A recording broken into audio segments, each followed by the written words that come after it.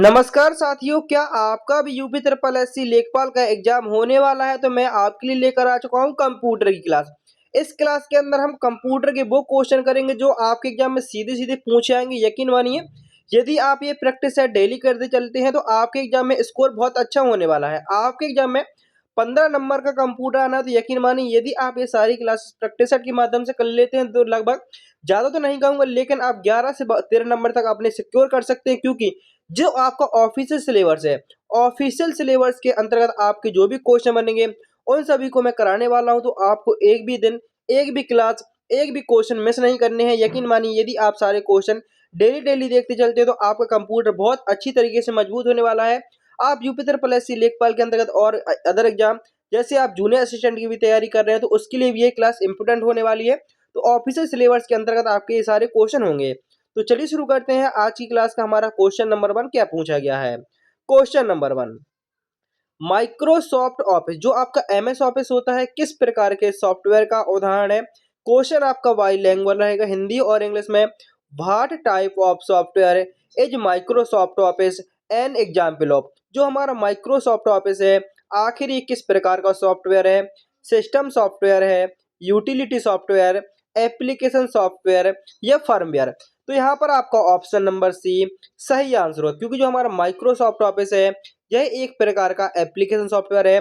हमारा MS office हो गया, ये किस प्रकार का सॉफ्टवेयर है? तो एप्लीकेशन सॉफ्टवेयर। एप्लीकेशन और सिस्टम सॉफ्टवेयर में अंतर क्या होता है? तो जिसके लिए कंप्यूटर को चलने के लिए जिसकी आवश्यकता होती है वो हमारा सिस्टम सॉफ्टवेयर होता है, हमारा ऑपरेटिंग सिस्टम कहलाता है। जैसे एक कंप्यूटर को चलने के लिए कम से कम एक ऑपरेटिंग सिस्टम की आवश्यकता होती है, जैसे आपका विंडो एक ऑपरेटिंग सिस्टम, तो वो हमारा सिस्टम सॉफ्टवेयर के अंतर्गत आ जाएगा। तो आपको यहाँ पर दो बात याद रखनी है। जिसको कंप्यूटर को चलने के लिए जिस चीज़ की आवश्यकता होती है, जिस सॉफ्टवेयर की आवश्यकता होती है वो हमारा सिस्टम सॉफ्टवेयर कहलाता है। और जो यूजर अपनी आवश्यकता अनुसार, जैसे मुझे एमएस ऑफिस चलाना है, मुझे टैली चलानी है, मुझे और अदर जैसे टाइपिंग सॉफ्टवेयर चलानी है, तो यूजर अपनी आवश्यकता अनुसार जिन एप्लीकेशन सॉफ्टवेयर को चलाता है तो वो आपके एप्लीकेशन सॉफ्टवेयर कहलाते हैं। जैसे यदि मैं एमएस ऑफिस की जगह पर लिब्रे ऑफिस भी ले सकता हूँ, तो यूजर अपने अकॉर्डिंग जिन सॉफ्टवेयर को चलाना चाहता है वो आपका एप्लीकेशन सॉफ्टवेयर कहलाता है। ऑप्शन नंबर सी आपका यहाँ पर करेक्ट आंसर होगा। अगला क्वेश्चन पूछा गया है, ईमेल एड्रेस में उपयोगकर्ता का जो यूजर नेम और डोमेन नेम को अलग करने के लिए कौन से चिन्ह का प्रयोग होता है? जैसे आपने एक ईमेल आईडी देखी होगी, एक ईमेल आईडी में दो हिस्से होते हैं। एट के बाद वाला क्या कहलाता है और एट के पहले वाला चिन्ह क्या कहलाता है? तो वही पूछा गया था, उपयोगकर्ता के यूजर नेम और डोमेन नेम के बीच क्या चिन्ह होता है? तो वो आपका एक एट चिन्ह होता है। जो एट के पहले होता है वो आपका यूजर नेम होता है, और इसके बाद वाला आपका डोमेन नेम होता है। जैसे आपका gmail.com हो गया, और यूजर नेम आपका आगे वाला नाम। जैसे कि कोई भी ईमेल आईडी होती है पहले नाम होता है फिर एट चिन्ह होता है। तो याद रखेंगे एक ईमेल आईडी में केवल एक ही एट चिन्ह का प्रयोग होता है। आपसे एग्जाम में पूछ सकता है एक ईमेल आईडी में कितने एट चिन्ह होते हैं? तो सिर्फ एक ही एट चिन्ह होगा। अगला क्वेश्चन है हमारा, कंप्यूटर की मेन मेमोरी किसे कहा जाता है? जो कंप्यूटर की मुख्य मेमोरी है, आखिर कंप्यूटर की मेन मेमोरी किसको कहा जाता है? What is called the main memory of a computer? RAM, hard disk, pen drive या सीडी रोम? तो जो कंप्यूटर की मेन मेमोरी होती है वो हमारी रैम कहलाती है। रैम को अस्थायी मेमोरी के रूप में जाना जाता है। याद रखेंगे रैम को किस प्रकार की मेमोरी के रूप में जाना जाता है? तो इसको अस्थायी मेमोरी के रूप में जाना जाता है। रैम की फुल फॉर्म होती है रैंडम एक्सेस मेमोरी। याद रखेंगे रैम की फुल फॉर्म क्या होती है? तो रैम की फुल फॉर्म होती है रैंडम एक्सेस मेमोरी। कंप्यूटर पर आप जो भी कार्य करते हैं वो सारा कार्य रैम पर जाना अनिवार्य होता है। इसमें डेटा आपका तब तक रहता है जब तक कि लाइट रहती है, तब तक डेटा रहता है, और लाइट जाने के बाद अचानक आपका डेटा सारा हट जाता है। तो क्वेश्चन सीधे सीधे पूछ जाता है, रैम ऐसी कौन सी मेमोरी है जिसमें डेटा बिजली जाने के बाद हट जाता है? तो वो हमारा रैम कहलाता है। रैम का फुल फॉर्म होता है रैंडम एक्सेस मेमोरी, और इसको वोलेटाइल मेमोरी के रूप में भी जाना जाता है। इस पॉइंट को भी आप याद रखेंगे। यकीन मानिए यदि आप डेली प्रैक्टिस कर लेते हैं तो आपकी तैयारी बहुत अच्छी होने वाली है। पूछा गया है अगले क्वेश्चन में, MS वर्ड में अंडो करने के लिए कौन सी शॉर्टकट कुंजी का प्रयोग किया जाता है? जो हमारा MS वर्ड होता है उसमें अंडो करने के लिए शॉर्टकट कुंजी पूछी गई है। तो जो आपकी यहाँ पर चारों शॉर्टकट कुंजियाँ हैं, मैं यहाँ पर आपको चारों शॉर्टकट कुंजियाँ बताने वाला हूँ। यदि आपको आंसर पता है तो आप इनको कमेंट बॉक्स में बताते चलिए, जैसे मैं आपको आगे बताते चलता हूँ, जिससे कि सारे क्वेश्चन, यदि आप कोई भी आंसर गलत भी होता है तो उससे बिल्कुल भी टेंशन नहीं लेनी है, क्योंकि मैं यहाँ पर आपको सही आंसर तो बताने ही वाला हूँ। लेकिन यदि एक बार आप आंसर कमेंट कर देते हैं तो आपको वो क्वेश्चन हमेशा के लिए याद हो जाता है। पहली बार में आपसे भी क्वेश्चन गलत होता है, मुझसे भी क्वेश्चन गलत होता है, लेकिन उसी क्वेश्चन को यदि दोबारा से पढ़ लिया जाता है और आपका कॉन्फिडेंस होता है वो आपका हाई हो जाता है, क्योंकि एक बार आप करेंगे गलत हो जाएगा लेकिन तुरंत आपको उसका आंसर मिल जाएगा विथ एक्सप्लेन के साथ। तो उसके बाद उसका आंसर आप अगली बार लगाएंगे, वो सही लगाएंगे, तो आप प्रत्येक क्वेश्चन का आंसर जरूर कमेंट बॉक्स में करें। अंडो करने के लिए कौन सी शॉर्टकट कुंजी का प्रयोग होता है? तो याद रखेंगे, अंडो करने के लिए Ctrl+Z का प्रयोग होता है। तो और रीडो करने के लिए किसका प्रयोग होता है? तो रीडो। सीधा क्वेश्चन पूछ जाता है, रीडो करने की शॉर्टकट कुंजी क्या होती है? तो रीडो करने के लिए Ctrl+Y का प्रयोग करते हैं। तो Ctrl+U से क्या होता है? तो याद रखेंगे, Ctrl+U का प्रयोग अंडरलाइन करने के लिए होता है और Ctrl+X का प्रयोग होता है कट करने के लिए। आप किसी फाइल, फोटो, फोल्डर, किसी भी टेक्स्ट को कट करना चाहते हैं तो Ctrl+X का प्रयोग करेंगे। अंडो करने के लिए Ctrl+Z का प्रयोग होता है। ऑप्शन नंबर बी आपका यहाँ पर करेक्ट आंसर होगा। अगला क्वेश्चन पूछा गया है IoT। IoT में IoT जो आपका होता है इसका फुल फॉर्म सीधे सीधे एग्जाम में पूछा जाता है कि IoT का फुल फॉर्म क्या होता है? तो याद रखेंगे, IoT का फुल फॉर्म होता है इंटरनेट ऑफ थिंग्स। यह किसके लिए प्राथमिक लाभ है? केवल गेमिंग के लिए, उपकरणों के बीच ऑटोमेशन और संचार, केवल संगीत सुनने के लिए, या प्रिंटर की गति को बढ़ाने के लिए। तो जो हमारा IoT होता है इसका प्राथमिक लाभ होता है उपकरणों के बीच ऑटोमेशन और संचार के लिए, automation and communication between devices. Option B आपका यहाँ पर करेक्ट आंसर हो जाएगा। इसी प्रकार के क्वेश्चन आपके लेखपाल में पूछे आने के अधिक से अधिक चांस है, इसलिए आपको एक भी क्वेश्चन मिस नहीं करने हैं। निबल, जो हमारा निबल होता है आखिर ये कितने बिट्स समूह के बराबर होता है? ये कितने बिट्स समूह को एक निबल कहा जाता है? आपने देखा होगा, जो मेमोरी की सबसे छोटी इकाई होती है, मेमोरी की सबसे छोटी इकाई बिट होती है और 8 बिट मिलाकर एक बाइट का निर्माण होता है। इस बात को भी याद रखेंगे, 8 बिट मिलाकर एक बाइट का निर्माण होता है। लेकिन यहाँ पर निबल पूछा गया है कितने बिट से मिलकर एक निबल बनेगा? तो याद रखेंगे 4 बिट से मिलकर एक निबल का निर्माण होता है। ऑप्शन नंबर हमारे यहाँ पर बी सही आंसर होगा। जैसे मैंने आपसे कहा, आप कमेंट करते चलते हैं, क्वेश्चन मानना गलत होंगे, लेकिन अगली बार में आपको बिल्कुल कॉन्फिडेंस के साथ आप आंसर लगा पाएंगे। अगला क्वेश्चन पूछा गया है, भारत में डिजिटल इंडिया कार्यक्रम की शुरुआत किस वर्ष हुई? In which year was digital India program launched in India? तो याद रखेंगे, भारत में डिजिटल इंडिया कार्यक्रम की शुरुआत यह 2015 में हुई। ऑप्शन नंबर बी आपका यहाँ पर सही आंसर होगा। भारत में डिजिटल इंडिया की शुरुआत 2015 में। अगला क्वेश्चन पूछा गया है, MS एक्सेल में इंसर्ट चार्ट करने के लिए कौन सी फंक्शन कुंजी का प्रयोग करते हैं? जो हमारा एक्सेल होता है उसमें यदि आप किसी चार्ट को इंसर्ट करना चाहते हैं, which function key is use to insert a chart in MS Excel? तो F11 आपका सही आंसर होगा। और यही F11 यदि आप गूगल क्रोम पर यूज करते हैं तो इसका प्रयोग फुल स्क्रीन के लिए होता है। फुल स्क्रीन के लिए कौन सी शॉर्टकट कुंजी का प्रयोग करते हैं? तो गूगल क्रोम पर फुल स्क्रीन के लिए हम F11 शॉर्टकट कुंजी का प्रयोग करते हैं। ये बात भी याद रखेंगे। F7 का प्रयोग किसके लिए होता है? तो स्पेलिंग को चेक करने के लिए हम F7 शॉर्टकट कुंजी का प्रयोग करते हैं। और F5 का प्रयोग किसके लिए होता है? तो पेज को रिफ्रेश करने के लिए F5 कुंजी का प्रयोग होता है। पूछा गया था इंसर्ट चार्ट के लिए, तो F11 का प्रयोग करेंगे। अगला क्वेश्चन पूछा गया है, गूगल का अब आपको कुछ भी कोई भी डाउट होता है तो आप तुरंत गूगल खोलते हैं। आखिर गूगल की स्थापना किसके द्वारा की गई? Who founded the search engine Google? आखिर गूगल की स्थापना किसके द्वारा की गई? मार्क जुकरबर्ग द्वारा लैरी पेज और सर्गेई वैन, बिल गेट्स या स्टीव जॉब्स? तो याद रखेंगे गूगल की स्थापना लैरी पेज और सर्गेई वैन द्वारा की गई। ऑप्शन नंबर आपका यहाँ पर बी करेक्ट आंसर होगा।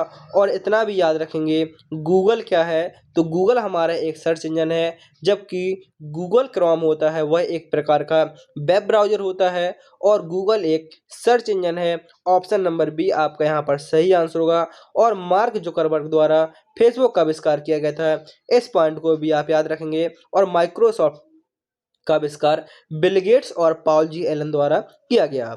अगला क्वेश्चन पूछा गया है, विंडो में रन कमांड डायलॉग बॉक्स खोलने के लिए कौन सी शॉर्टकट कुंजी का प्रयोग करते हैं? जो हमारा विंडो होता है उसमें हम रन कमांड डायलॉग बॉक्स खोलना चाहते हैं तो उसके लिए कौन सी शॉर्टकट कुंजी का प्रयोग करना होगा?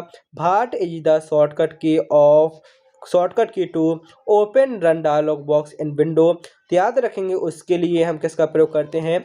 विंडो प्लस आर शॉर्टकट कुंजी का प्रयोग करते हैं। जो आपका विंडो बटन होता है उसके साथ आप आर कुंजी का प्रयोग करेंगे तो आपका रन डायलॉग बॉक्स खुल जाएगा। जैसे आप रन डायलॉग बॉक्स के माध्यम से एमएस वर्ड को खोलना चाहते हैं तो आपको क्या डालना होगा? आपने विंडो आर प्रेस किया और उसमें डालेंगे WINWORD और आप एंटर की प्रेस कर देंगे तो तुरंत आपका एमएस वर्ड खुल जाएगा। तो ऐसा ही पूछ सकता है, एमएस वर्ड खोलने के लिए रन कमांड में क्या एंटर किया जाता है? तो बिन वर्ड टाइप किया जाता है और आपका एमएस वर्ड खुल जाता है। उसके बाद आपसे अगली कुंजी पूछ सकता है, विंडो एल का प्रयोग किसके लिए होता है? तो लॉग ऑफ के लिए या स्क्रीन को लॉक करने के लिए विंडो एल का प्रयोग होता है। और विंडो ई के माध्यम से आप फाइल एक्सप्लोरर जो आपकी लोकल डिस्क सीडी जहां पर दिखती हैं उसको खोलने के लिए आप विंडो ई का प्रयोग करेंगे। और विंडो डी के माध्यम से आप कहीं पर भी किसी भी सॉफ्टवेयर में हो और आप डायरेक्ट डेस्कटॉप पर आना चाहते हैं तो विंडो डी के माध्यम से आप ये भी कर सकते हैं। तो आप देखेंगे चार शॉर्टकट कुंजी आपसे कोई भी एग्जाम में पूछेगा और आप उसका आंसर बिल्कुल सही लगा कर आ पाएंगे। काफ़ी साथी होंगे जो क्लास को शुरू में ही छोड़कर चले गए होंगे तो बहुत कुछ मिस कर रहे हैं। यकीन मानिए जब मैं इतनी मेहनत से आपके लिए क्लास को इतनी अच्छी तरीके से करवा रहा हूँ तो आपका भी फर्ज बनता है कि वीडियो को लाइक करके चैनल को सब्सक्राइब कर लीजिए, क्योंकि यह क्लास आपकी डेली होने वाली है जो आपके एग्जाम के लिए बेहद इंपॉर्टेंट होगी। जो आपकी कंप्यूटर की क्लास स्पेशल आप देखेंगे यहाँ पर आपके सिर्फ कंप्यूटर की क्लास ही पढ़ाई जाती है जो आपके एग्जाम में ओरिएंटेड होगी। ऑफिशियल सिलेबस के अकॉर्डिंग है, डेली प्रैक्टिस सेट भी आपका होने वाला है। पूछा गया है ई कॉमर्स में B2C का अर्थ क्या होता है? तो सबसे पहले हम ई कॉमर्स जानेंगे। ई कॉमर्स क्या होता है? तो सीधा सीधा कहेंगे तो जो हम ऑनलाइन शॉपिंग करते हैं वो हमारा ई कॉमर्स होता है। जैसे हमारा अमेजोन हो गया, फ्लिपकार्ट हो गया, मीशो हो गया, जिसमें हम घर बैठे शॉपिंग करते हैं तो वो क्या कहलाता है? वो ई कॉमर्स कहलाता है। ई कॉमर्स में B2C का अर्थ क्या होता है? तो ई कॉमर्स में B2C का अर्थ होता है बिजनेस टू कंज्यूमर। आप देखेंगे ऑप्शन नंबर बी हमारा यहाँ पर सही आंसर होगा। ई कॉमर्स में B2C का अर्थ होता है business to consumer. Option B आपका यहाँ पर करेक्ट आंसर होगा। किसी प्रोग्राम से बाहर निकलने के लिए कौन सी कुंजी का प्रयोग किया जाता है?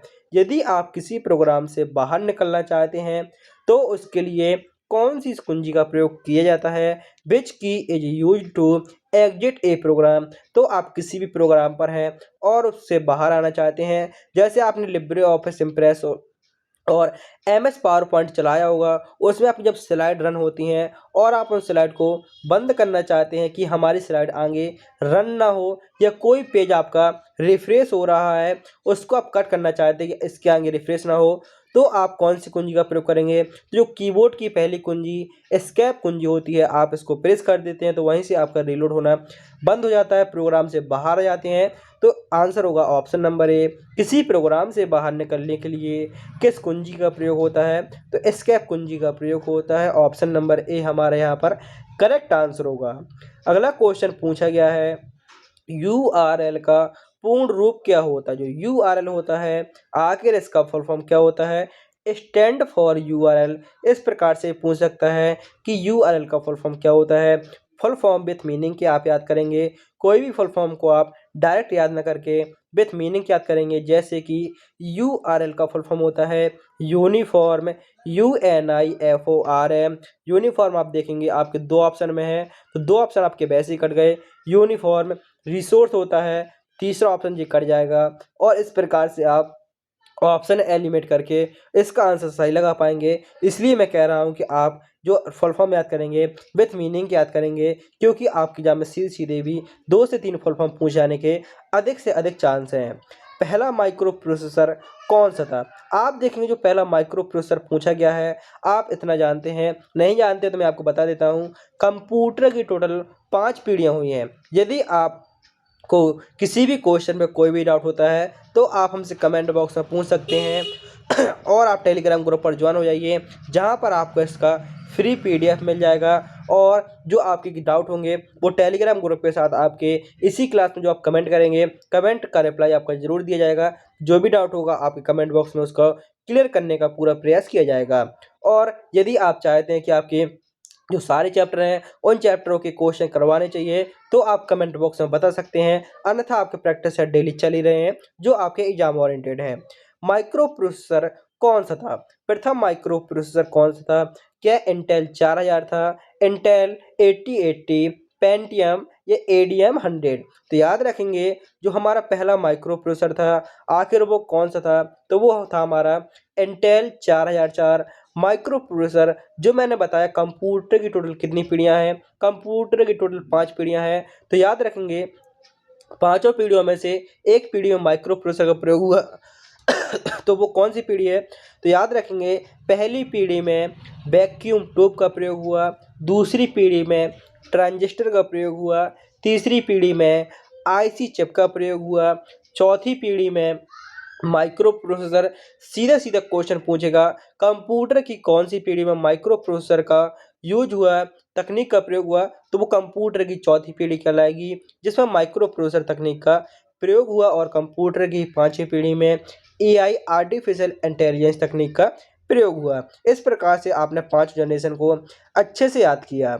अगला क्वेश्चन पूछा गया है एमएस वर्ड में फाइंड डायलॉग बॉक्स खोलने के लिए कौन सी शॉर्टकट कुंजी का प्रयोग करते हैं?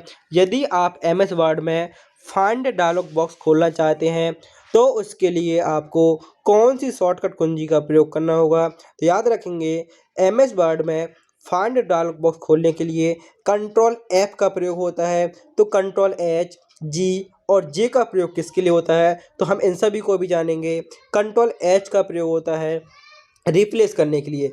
जैसे आपने एक मूवी जो आपकी 3 इडियट मूवी है उसको देखा होगा, उसमें जो रैंचो होता है वो एक ही बार में पूरी मीनिंग को अलग कर देता है और वो एक ही बार में रिप्लेस कर देता है, तो सारा टेक्स्ट उसका गलत हो जाता है और वो कुछ ना कुछ बोलता रहता है। तो वो किसके माध्यम से? एक ही क्लिक में आप पूरे डॉक्यूमेंट को रिप्लेस कर सकते हैं। जैसे कोई आपने डॉक्यूमेंट 10 पेज 20 पेज का लिखा और आप चाहते हैं कि एक शब्द जैसे कंप्यूटर शब्द है वो सभी जगह आपका दूसरे कैरेक्टर दूसरे वर्ड में चेंज हो जाए तो आप रिप्लेस के माध्यम से उसको पूरा एक बार में चेंज कर सकते हैं। रिप्लेस ऑल का ऑप्शन आपको इसी कंट्रोल एच के ऑप्शन पर मिल जाएगा। और किसी शब्द को खोजने के लिए फाइंड करना खोजना कंट्रोल एफ का प्रयोग करेंगे, बदलने के लिए कंट्रोल एच का प्रयोग करते हैं। और आप जैसे आप टोटल आपने 50 पेज बनाए, मान लेते हैं हमने एमएस वर्ड टोटल 50 पेज बनाए और हम 10वें पेज पर जाना चाहते हैं, आप कंट्रोल जी करेंगे, 10 एंटर करेंगे और 10वें पेज पर पहुंच जाएंगे। आप 40 पेज नंबर पहुंचना चाहते हैं, आपने 40 क्लिक किया, कंट्रोल जी किया, 40 क्लिक किया और गो टू कर दिया, आप 40वें नंबर पर पेज पर पहुंच जाएंगे। तो मतलब कहने का आप किसी पेज पर जाना चाहते हैं तो आप कंट्रोल जी के माध्यम से पहुंच सकते हैं और इसका प्रयोग होता है गो टू के लिए। कंट्रोल जे से क्या होता है? तो कंट्रोल जे से होता है जस्टिफाई। जस्टिफाई मतलब होता है जो आपका लेफ्ट और राइट का अलाइनमेंट होता है वो दोनों तरफ से बराबर हो जाएगा, तो उसके लिए कंट्रोल जे का प्रयोग होता है। तो पूछा गया था फाइंड करने के लिए। इस प्रकार से आप देखेंगे प्रत्येक क्वेश्चन में आपका हर क्वेश्चन का एक्सप्लेन भी बहुत अच्छे से मिलने वाला है। नेक्स्ट क्वेश्चन पूछा गया है ASCII का पूर्ण रूप क्या होता है? जो ASCII होता है इसका पूर्ण रूप क्या होता है? तो आपको जो भी फुल फॉर्म मिलेंगी आप उन फुल फॉर्म को विद मीनिंग की याद करेंगे। ASCII का फुल फॉर्म होता है American standard code for information interchange. याद रखेंगे हमारे यहाँ पर अमेरिकन नहीं, ये गलत हो जाएगा और यहाँ पर ये गलत हो जाएगा, अमेरिकन स्टैंडर्ड। तो यहाँ पर साइंटिफिक लिखा हुआ है, तो इस प्रकार से हमारा ऑप्शन नंबर ए सही आंसर होगा। ASCII का पूर्ण रूप क्या होता है? तो American standard code for information interchange. Option number A हमारा यहाँ पर करेक्ट आंसर होगा। अगला क्वेश्चन पूछा गया है, बाइनरी नंबर सिस्टम में कितने अंक होते हैं? जो आपका बाइनरी डिजिट होता है, बाइनरी नंबर सिस्टम होता है, इसमें टोटल कितने नंबर होते हैं? How many digit are there in the binary number system? तो याद रखेंगे उसमें आपके 2 डिजिट होते हैं। कौन कौन से? तो 0 और 1, क्योंकि कंप्यूटर सिर्फ हमारी एक लैंग्वेज समझता है, वो हमारी बाइनरी होती है। 0 और 1 के रूप में हमारे बाइनरी नंबर सिस्टम में 2 अंक होते हैं। और इसका आपसे बेस पूछेगा कि बाइनरी नंबर सिस्टम का बेस कितना होता है? तो बाइनरी संख्या का बेस भी होता है, जो आधार कहलाता है, वो होता है 2। नेक्स्ट क्वेश्चन पूछा गया है, वेब ब्राउज़र में इनकॉग्नो मोड का मुख्य प्रयोग क्या है? जो हमारा वेब ब्राउज़र होता है, उसमें जो इनकॉग्नो मोड होता है, इसका प्रयोग किसके लिए होता है? तो जैसे आप गूगल क्रोम का प्रयोग करते हैं, आप कुछ भी सर्च करते हैं, उसकी एक हिस्ट्री बन जाती है। लेकिन आप चाहते हैं आप गूगल क्रोम पर कुछ सर्च करें और उसकी हिस्ट्री ना बने, तो उसके लिए किसका प्रयोग करते हैं? तो उसके लिए इनकॉग्नो मोड का प्रयोग करते हैं। इसकी शॉर्टकट कुंजी भी पूछी जाती है, तो control plus shift plus N shortcut कुंजी का प्रयोग किया जाता है इनकॉग्नो मोड को ओपन करने के लिए। आखिर इससे क्या होता है? तो आप यहाँ पर ऑप्शन के अकॉर्डिंग देखेंगे, ब्राउज़र हिस्ट्री सेव ना करने के लिए, जो आप सर्च कर रहे हैं उसकी हिस्ट्री सेव ना हो, उसके लिए इनकॉग्नो मोड का प्रयोग होता है। नेक्स्ट क्वेश्चन पूछा गया है, कंप्यूटर नेटवर्क में मॉडेम का कार्य क्या होता है? तो सबसे पहले मॉडेम की फुल फॉर्म जानेंगे। मॉडेम की फुल फॉर्म होती है मॉड्यूलेटर डीमॉड्यूलेटर। याद रखेंगे मॉडेम की फुल फॉर्म क्या होती है? तो मॉडेम की फुल फॉर्म होती है मॉड्यूलेटर डीमॉड्यूलेटर। इसका प्रयोग किसके लिए होता है? तो याद रखेंगे जो मॉडेम होता है, इसका प्रयोग होता है एनालॉग सिग्नल को डिजिटल और डिजिटल सिग्नल को एनालॉग सिग्नल में बदलने के लिए। तो आप कहेंगे सर हमारा यहाँ पर option number B correct answer होगा। मॉडेम का फुल फॉर्म होता है मॉड्यूलेटर डीमॉड्यूलेटर और इसका कार्य होता है एनालॉग सिग्नल को डिजिटल और डिजिटल सिग्नल को एनालॉग सिग्नल में कन्वर्ट करना। ऑप्शन नंबर बी हमारे यहाँ पर करेक्ट आंसर होगा।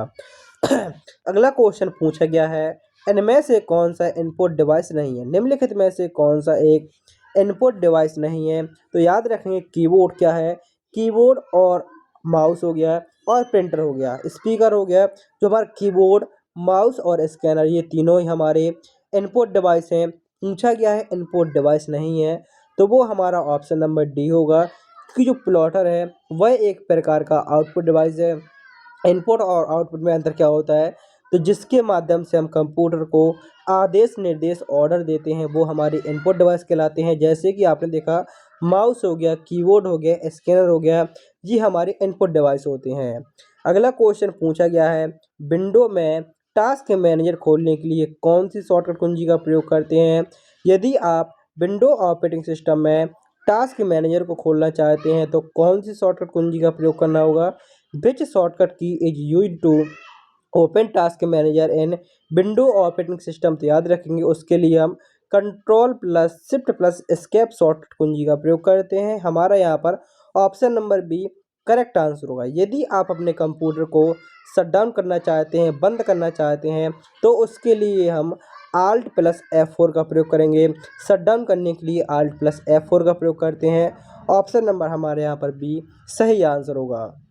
नेक्स्ट क्वेश्चन पूछा गया है, ई गवर्नेंस में डिजिटल सिग्नेचर का मुख्य उपयोग क्या? जो हमारा ई गवर्नेंस होता है उसमें जो डिजिटल सिग्नेचर होता है, इसका मुख्य उपयोग क्या होता है? तो याद रखेंगे इसका मुख्य उद्देश्य होता है ऑनलाइन दस्तावेजों की प्रामाणिकता और सुरक्षा सुनिश्चित करने के लिए डिजिटल सिग्नेचर का प्रयोग होता है। ऑप्शन बी हमारे यहाँ पर करेक्ट आंसर होगा। डिजिटल सिग्नेचर का प्रयोग ऑनलाइन दस्तावेजों को प्रामाणिकता और सुरक्षा सुनिश्चित करने के लिए। अगला क्वेश्चन पूछा गया है हमारा, ये क्वेश्चन MS एक्सेल से है। MS एक्सेल में सेल एड्रेस, जो सेल एड्रेस होता है वो किससे मिलकर बनता है? तो जो हमारे एक MS एक्सेल होता है उसमें जो खड़े हुए होते हैं वे कॉलम कहलाते हैं, और जो लेटे हुई लाइन होती है उनको रो कहा जाता है। और जो एक सेल होती है, एक सेल का निर्माण रो और कॉलम से मिलाकर एक सेल का निर्माण होता है। जैसे ये हमारी एक सेल, ये एक सेल, इस प्रकार से रो और कॉलम से मिलाकर एक सेल का निर्माण होता है। और जो सेल होती है रो कॉलम से मिलाकर आपने देखा, तो यह एक सेल एड्रेस है। जो ए सेल एड्रेस है ये किस प्रकार का है, तो पहला कॉलम और पहली रो। ऑप्शन नंबर हमारे यहाँ पर 20 सही आंसर होगा। आप कहेंगे पहली रो और पहला कॉलम क्यों नहीं, जो सेल एड्रेस होता है पहले आता है कॉलम का नाम, उसके बाद आता है रो का नाम। ये कॉलम का नाम ए है और रो का नाम 1 है, इस प्रकार से सेल का एड्रेस होता है। ऑप्शन नंबर बी आपका यहाँ पर करेक्ट आंसर होगा। फायरवॉल का मुख्य कार्य नेटवर्क में क्या होता है, जो फायरवॉल होता है आखिर इसका मुख्य कार्य कंप्यूटर नेटवर्क में क्या होता है। आग से बचाना, तो आप कहेंगे नहीं, ये आपका वो फायरवॉल नहीं है। ऑप्शन सी, डेटा को कॉपी करना, तो नहीं। कंप्यूटर की चमक बढ़ाना, नहीं। जो फायरवॉल होता है कंप्यूटर नेटवर्क, यहाँ पर कंप्यूटर नेटवर्क फायरवॉल की बात की जा रही है, तो अनधिकृत एक्सेस को रोकने के लिए फायरवॉल का प्रयोग होता है। ऑप्शन नंबर बी हमारे यहाँ पर सही आंसर होगा। अनधिकृत पहुंच को रोकने के लिए, अनऑथराइज एक्सेस को रोकने के लिए फायरवॉल का प्रयोग होता है। ऑप्शन नंबर बी आपका यहाँ पर करेक्ट आंसर होगा। नेक्स्ट क्वेश्चन पूछा गया है, सोशल मीडिया पर किसी पोस्ट को टैग करने का अर्थ क्या होता है। आप सभी सोशल मीडिया का यूज करते होंगे और उसमें आप कुछ टैग करते तो टैग का अर्थ क्या होता है। ऑप्शन ए, पोस्ट को डिलीट करना, तो आप कहेंगे बिल्कुल नहीं, क्योंकि हम पोस्ट तो डाल ही रहे हैं जिससे कि हमारे दोस्त तक पहुँचे। केवल फ़ोटो अपलोड करना, तो ये कह सकते हैं पोस्ट डालना, लेकिन फ़ोटो अपलोड करना इसमें टैग का अर्थ पूछा जा रहा है। पासवर्ड बदलना ये भी नहीं, ये इसका मतलब होता है किसी विशिष्ट व्यक्ति को पोस्ट से जोड़ना। जैसे आप इंस्टाग्राम पे देखते हैं कोई पोस्ट आती है आपके पास, उसमें एंड नाम से दूसरी आईडी जुड़ी होती है। जैसे आपने देखा कि आपने अपनी आईडी से किसी को टैग कर दिया, कोलैब कर दिया, तो इस प्रकार से उसके पास भी वो आईडी, वो फोटो है, वो पहुंच जाएगी, वो आपकी कोलैब हो जाएगी। ये आपका टैग प्रकार से हो जाएगा।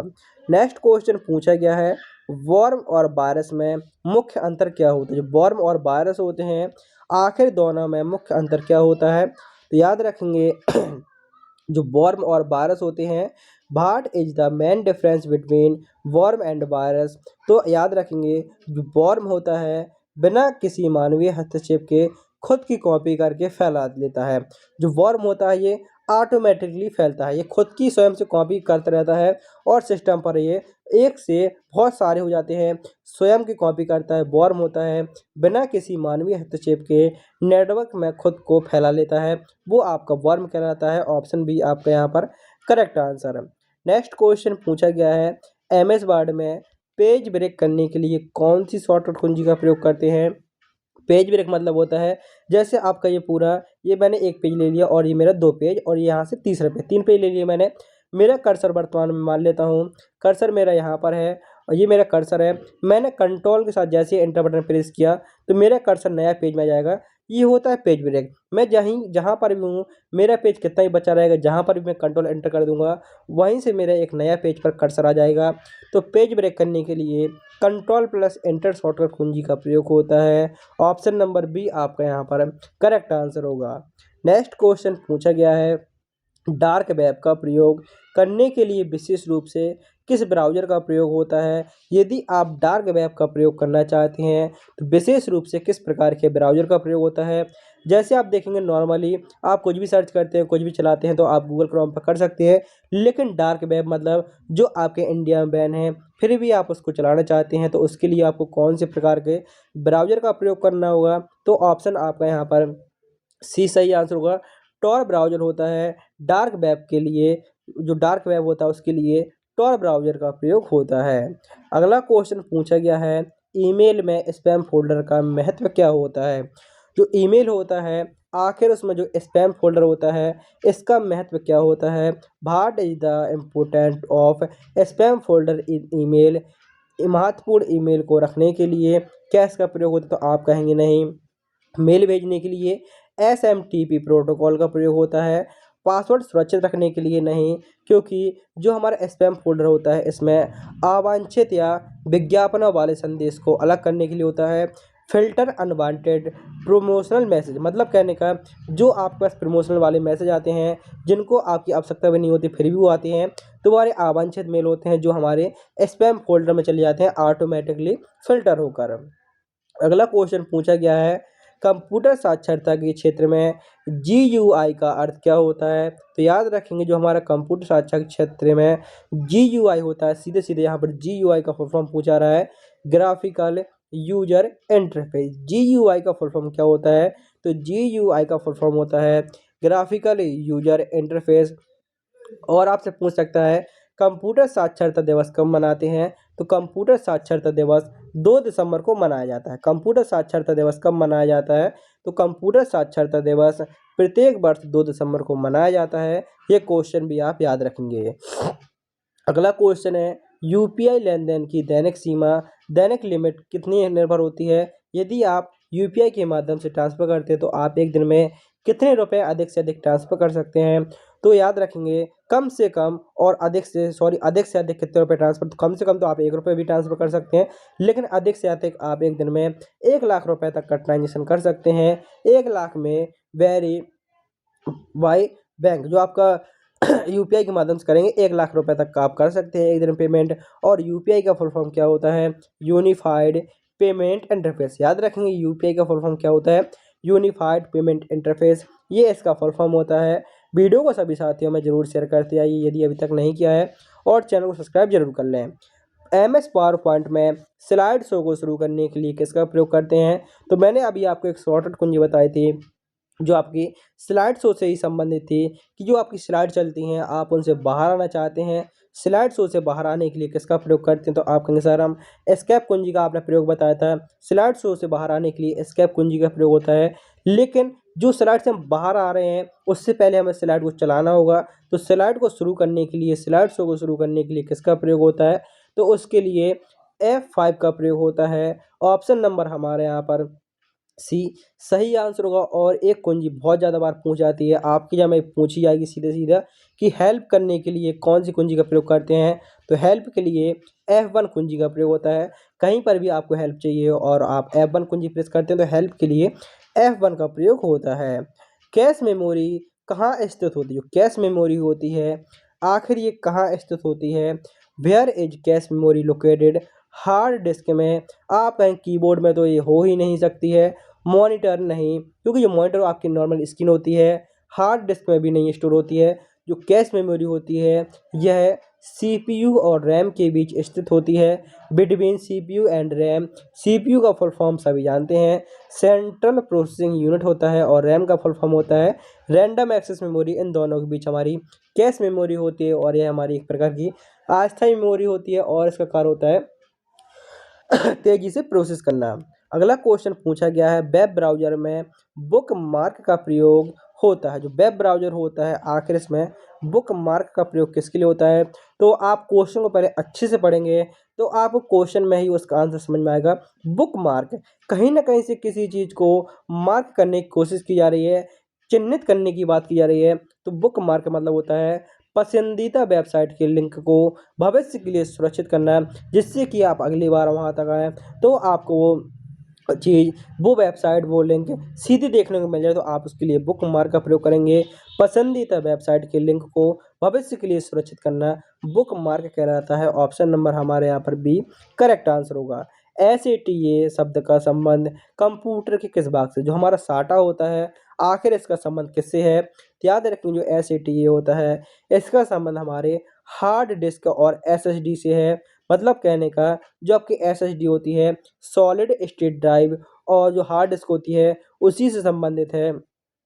आटा और साटा होते हैं जो आपकी SSD की, जैसे आपका SSD होता है जिसमें आपका डेटा स्टोर होता है, उसी प्रकार से ये होती हैं।